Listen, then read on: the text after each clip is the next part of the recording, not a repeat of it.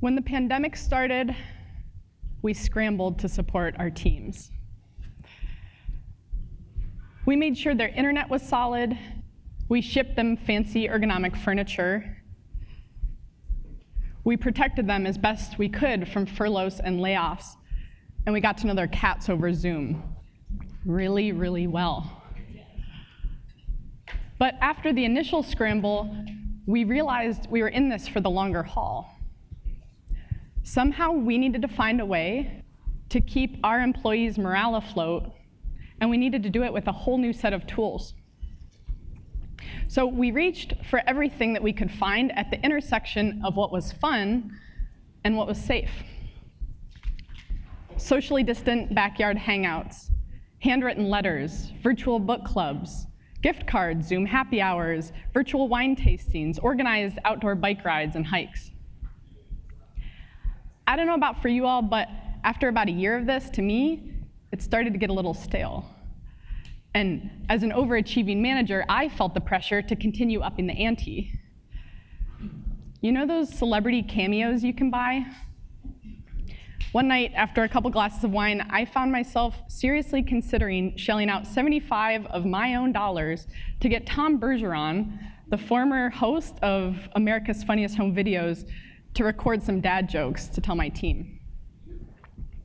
With my mouse hovering over the purchase button, I had a sad realization.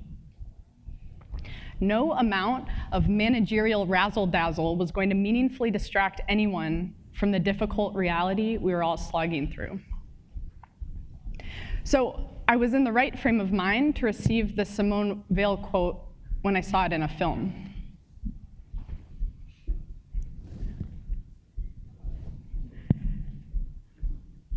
I don't know if my clicker is clicking, but without further ado, the quote. She said, "Attention is the rarest and purest form of generosity." What might have sounded like a forgettable cliche in the before times struck me with the force of a revelation. Attention is the rarest and purest form of generosity. She didn't say unlimited PTO is the purest form of generosity. She didn't say running a food truck is the purest form of generosity. She didn't say an all expenses paid team offsite to Barbados is the purest form of generosity. It's attention. So here I was scurrying around trying to collect and deliver every token of generosity I could find to my team. And I wanted to do this as a way to show them that I cared. But I was missing out on the most important act of generosity at all, showing up for them with attention. And I realized it's not like this was unique to my work life. At home, my husband and my idea of exchanging generous attention is watching a movie together while not both scrolling through our endless smartphone feeds. I want my new marriage to be amazing, but I know I don't show up to it with as much generous attention as I should. Am I alone here? When is the last time that you have shown up for another person with patient, present, phone-free, generous attention? And when's the last time someone has done that for you? Let's run an exercise, after which you'll be able to answer those questions with certainty. I want each of you to consider this prompt. What is a moment that brought you joy in the past month? What is a moment that brought you joy in the past month? I'm going to have each of you pair off at your tables, and if there's a straggler, go ahead and form a group of 3. You'll take turns sharing the little story of what brought you joy, and while your partner shares, I want you to show up for them with your most generous attention, whatever that means to you. I'm going to set my timer here for 3 minutes, after which we can switch roles, and I'll let you know when it's time. If there are any groups of 3, just have somebody at your table keep time for 2 minutes, having people rotate through each. What is a moment that brought you joy in the past month? Find your partner. Begin.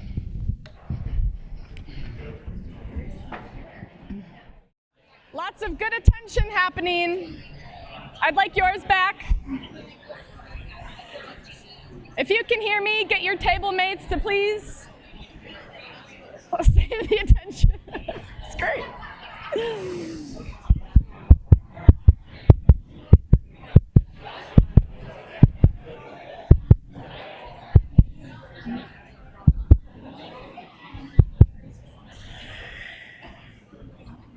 Y'all, that was my heartbeat racing because that was super awesome. Looking around the room, I saw so much good stuff. I want to hear about what just happened.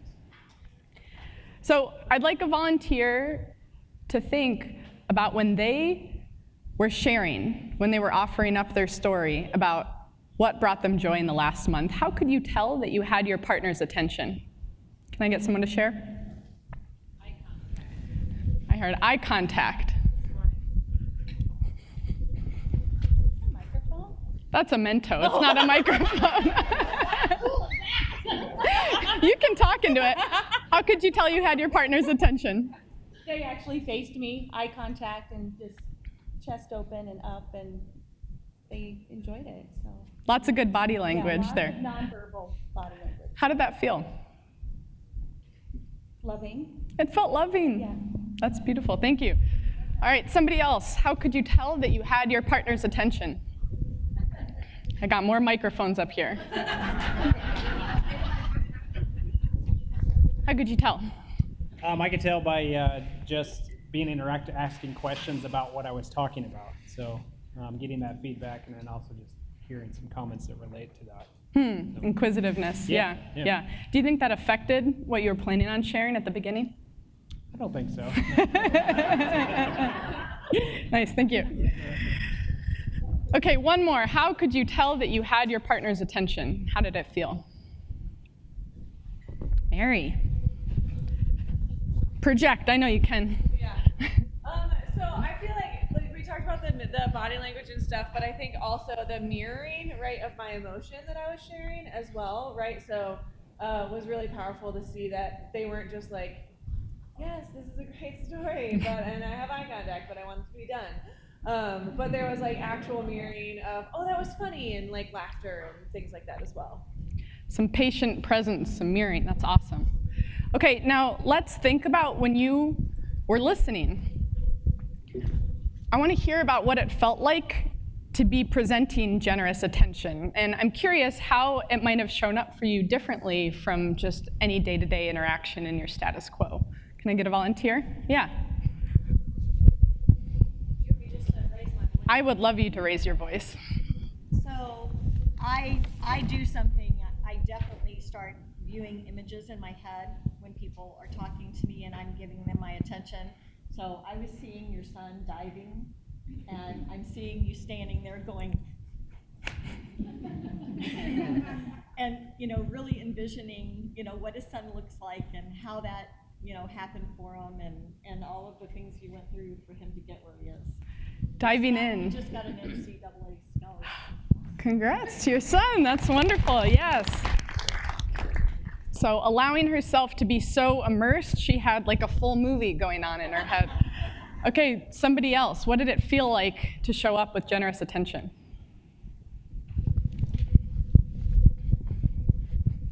Nice and loud. Sure, I can speak loudly. So for me, it was just like, I think part of what you were saying over there about mirroring, but the attention and knowing that we were kind of, the three of us did it together, and it seemed as if we were all in sync at the same time, and just sharing each other's experience, and then feeling the emotions, because we all felt the same emotions. It was pretty powerful. Creating some community. That's beautiful. Yeah, thank you. All right. So we all just collectively defined generous attention as something pretty powerful. And we know it involves mirroring, of creating community, of being excited for the son's NCAA championship. And we also know it feels really good to receive attention. And according to Simone Weil, it's the rarest and purest form of generosity. So why doesn't generous attention flow more freely at work? Well, our workplaces aren't built around the ingredients of generous attention. Think about everything we just shared in this room, and think about the ingredients of today's dominant work culture. Efficiency, compliance, inbox zero, busyness. As leaders, it's up to us to create the rituals, the environment, the space within which generous attention can thrive. The way I see it, we have no higher calling before us in this time when we're trying to rebuild our cultures coming out of the pandemic. And for us leaders, I'd like for us to spend the next 45 minutes thinking about how we can cultivate our own powers of generous attention when it comes to interactions with our clients, with our work communities, and most importantly, with the people whose careers we're entrusted to support. So I got to thinking about all this power of generous attention, and I started looking around my own workplace, Atomic Object, for examples of where I saw this power in full force. And I was happy to see I found a lot of examples of it. We're all small giants here. I think you could take that same curiosity back to your companies and find it as well. For the rest of my talk, I'm going to share 3 stories about places where I saw generous attention thriving at Atomic Object and some of the surprising impacts that had. And I picked these stories because I think that they're all examples of generous attention that tomorrow you could take home with you and implement the next day at your own companies. My first story is about a time I got schooled in the power of generous attention by someone I hired. Atomic Object, as you might know, is a custom software consultancy, and that means we engage clients to build them software products. And these engagements last anywhere from a couple months to multiple years, and they generally cost upwards of several $100,000. When these projects end, I had the idea that we could start interviewing our clients to be able to collect and analyze data as a way to improve our service offering. And because I was so excited about the data that we would collect from this process, I approached asking the questions of our clients like a census taker might. Please specify to the best of your ability what was the most enjoyable aspect about working with your project team on this engagement. I had this idea that uniformity in asking questions was the most important thing here. I would run the interviews. If the client started to go off track, I would urge them back to the topic at hand, type up the notes, submit it to our leaders team, and I generally found it to be a dry and boring task. Then Lena joined the team. My colleague Lena is a pretty amazing person. She's soulful, she's funny, and she cares so much about other people. And when she joined, I asked her to take over this task of client interviewing. But a couple months after she did, I started noticing some weird stuff. Like, for one, when I walked by the phone booth where she was running the interviews, I started hearing laughter. And then little unsolicited packages from clients started showing up for her. Like this one time a client sent her a collapsible green screen that she could affix to the back of her chair to customize her own Zoom backgrounds. I never got one of those. And then one day she comes up to me and she's like, Elaine, can I buy our client a gift card to a specialty pickle store in Utah? Why? See, she told me that in one of these calls, a client had opened up to her. He was having a rough day balancing being an entrepreneur and caring for his kids while they were in remote school that week. He said he was drained, he was burnt out, he was feeling deprived, and he was trying to show up with honesty to the questions she was asking him, but he almost didn't even have the bandwidth for that. So Lena thought to send him this gift card of a token of her own appreciation and attention, because earlier in the call he had mentioned that he was absolutely obsessed with a local pickle chain in Utah. In this moment, I realized I'd been approaching these conversations all wrong. By prioritizing data and efficiency and compliance in this conversation, I was missing out on the magic relationship building of generous attention could bring to the moment. Think about the ways your organization listens to its clients. We all do it. But what if you injected a little generous attention into that process? What would it look like if your clients left those conversations not just feeling heard, but attended to? I've come to believe that the creation of that attentive space is just as, if not more important, than the data you collect, and I want to thank Lena for teaching me that lesson. Another example of the power of positive attention at my company was our CEO's response to the COVID-19 pandemic. Like I said, when COVID hit, we all started working remotely for the first time. We did this to protect our health. We figured this might last a few days, maybe a couple weeks max. But a year later, we were all still working from the dining room table. COVID was whipsawing across the country, and leaders were doing their best to take decisive action in a time of pure chaos. That meant that CEOs were looking at the same data and making totally different decisions. Tech giants declared permanent work from anywhere policies. Workers traded in their mortgages for modified Sprinter vans and adopted a digital nomadic lifestyle. Working parents dropped out of the workforce in droves, some permanently. And CEOs who demanded that their employees return to the office saw their plans wash away with the next COVID wave. Our CEOs decided to do something different.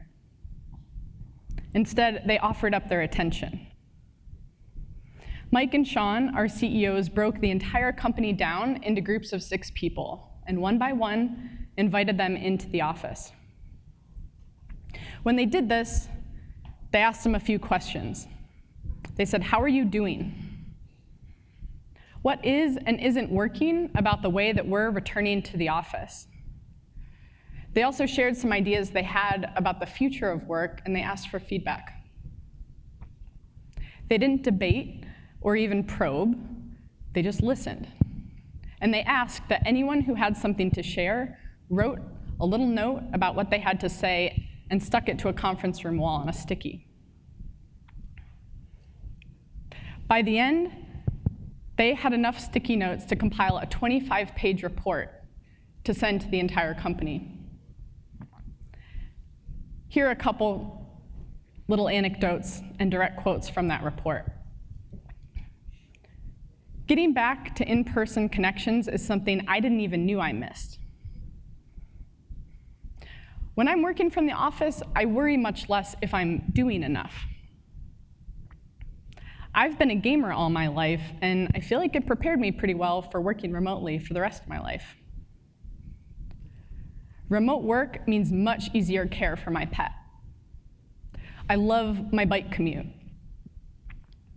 See, Atomic Object employees had this incredible jumble of contradictory feelings, anxieties, expectations, fears about returning to the office. And it wasn't until Mike and Sean created the container of attention that we had the space to let those breathe in community. There was no epiphany from this work, no solution on how we could crack the code on the future of work that would keep everyone fulfilled and happy. But even as a leader at Atomic Object with a hand in shaping what the future of work would look like, I was surprised to find that when I read this 25-page report, I felt belonging. See, I had the same jumbled up, mixed up set of fears and anxieties and hopes about returning to the office, but it wasn't until I read 25 pages of my colleagues' thoughts that I realized I wasn't alone. I've told stories about what attention can do for a client and what it can do for a work environment, and I'd like to share my last story about what generous attention can do for a single colleague. I first learned about job crafting at the University of Michigan's wonderful Center for Positive Organizations. And job crafting is an exercise in which employees can work to edit their own jobs. The purpose of these edits is to have their job fit better around them, their passions, their values, and their skills, instead of a generic job description. Right before the holidays last year, a colleague reached out to me. She said she was struggling. She was feeling disconnected from the job that she once loved. And because she was unhappy at work, she reasoned, well, she might as well go find the highest bidder for her time and talent since she was resigned to a profession of unhappiness. I offered to run the job crafting exercise with her, and we spent 3 hours during a snowy afternoon trying to interrogate what was feeling like a disjointed work life. As we worked through the job crafting process, my colleague found some creative ways that she could craft and edit her job without leaving it or the company that she loved. As with the client interviewing tool, I had thought that the rigor of the process was the whole point. But I started to question that assumption when I got this note from her the next day. She said, "Thanks for your time and emotional energy yesterday. All of it was incredibly valuable, but the most valuable part was just being given the space to lay out a bunch of messy thoughts and ideas and having them reflected back to me with extra clarity. It's a real gift to let someone use you as a mental mirror like that." I'm a big believer in the job crafting tool. I've used it dozens of times.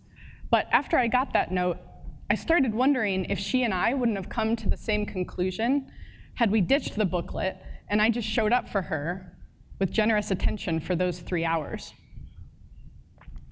Many of us are so in our heads these days that giving another person the space and time to just unpack the swirling mess of what's in their head can get them unstuck in a way we never could, even if we don't have any of the answers.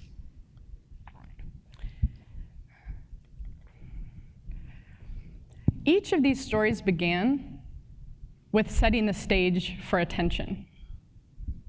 This is different from working towards a known outcome, which is something we're all very used to in our professions. Lena would have never known to buy our client a gift card to a pickle store before creating a space of generous attention. Our CEOs would have had no idea how to safely, and in a way that preserved our culture, get everyone back to the office before their listening tour. And I would have had no idea how to help my unhappy colleague again find joy in the profession that she once loved. In this way, generous attention is kind of like soil. You don't know what will grow in richly cultivated soil, but you do know that nothing will grow without it. But what does this actually mean for us? I'd like us to spend the rest of our time here to consider how we each might cultivate a space of generous attention within our own lives where we need it most, something only you know. In the center of your tables, there's a stack of worksheets and some pencils.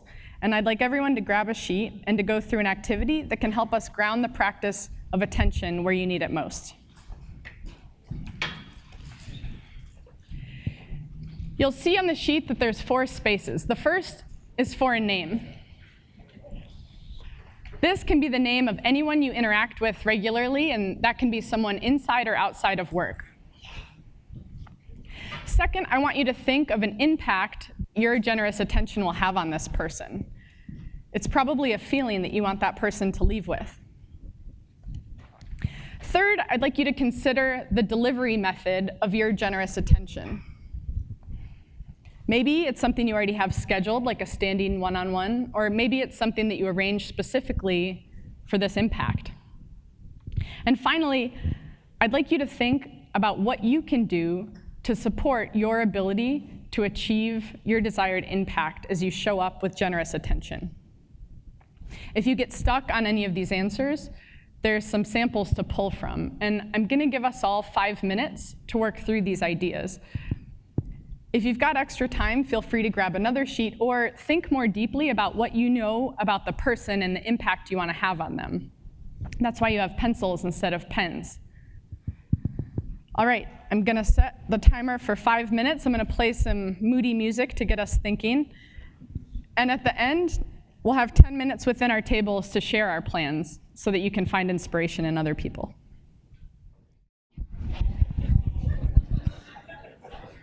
All right. Lots of great conversations happening, I'm sure. We don't have a container big enough for all the great conversations we'd like to exchange here. But there's no reason to stop. I mean, obviously, y'all are inspired. I got to crash a table. There's really exciting ideas about how to make this come alive. So please don't, stop these conversations about these ideas. This is why we're here. Keep the conversation going. As we end the session, like you just did, I'd like you to consider the ways that you can invest in and build your own powers of generous attention. My challenge to you is to take the plan you made and commit to it. And beyond that, I'd like you to run little experiments of what generous attention can do in micro interactions you have starting here at this conference today. You don't have to tell anyone you're doing it. Just decide, for one conversation today at Small Giants, I'm going to be providing my most cultivated sense of generous attention. And I just want you to pay attention what happens when you flip that switch. If you like what you see, I'd like you to consider taking these ideas back to your organization's leadership team and think about what the power of attention could do to transform your business in this pivotal time of reboot. With the time remaining, I'd like to hear any stories folks have about what generous attention has meant in their life. If anyone has one of their action plans that they're excited to share or something they heard at their table. And I'm also happy to answer questions about anything I shared here today. But thank you for your very generous attention. Got a hand already, thank you. Yes, sir. So a wise man told me yesterday that we have 60,000 thoughts per day, and about 8,000 of them are discretionary. And I'd say about 7,995 of them are about my work, and the other 5 are for my family. And it's causing like a real problem at home. And so I just was wondering how I can shift that. I think you just started to, right? That sounds out of balance to me. I hope I'm not betraying the confidence of my coworker Taylor here, but I think she put it really nicely when she said, I feel like the soil that I've generated in my base, my family, is being like scooped up and put into work. And she said, when I have the support of my family and when that's going well, I feel like I can take on anything. And so I think viewing, those relationships as a resource that has to be renewed in order for you to find success in anything else that you're doing, and maybe you're starting to kind of feel the rumble strips on the side of that tank getting depleted. So I thank you for being vulnerable enough to say that, and I think you've already started.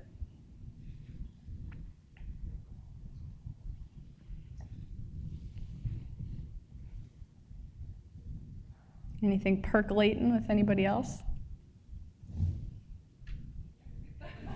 Yes, Carl. So I was thinking about the generous attention in the sales process. You reminded me of it about your story about the post-project interviews and what Lena did. But in the sales process, I think this is part of the magic of being able to engage people, even if they aren't good prospects, with your attention is an incredible gift that gets them saying wonderful things about the company who aren't going to be able to help. So I stand here today as an exemplar of Carl's approach to generous attention in sales. I came to Atomic Object not as a prospective employee, but as someone who had a piece of software to build. And I was very committed to like the grassroots migrant farm worker health advocacy work that I was doing, and I'd won a grant to actually build a custom piece of software. And I was referred to Atomic Object to see if maybe they could help me.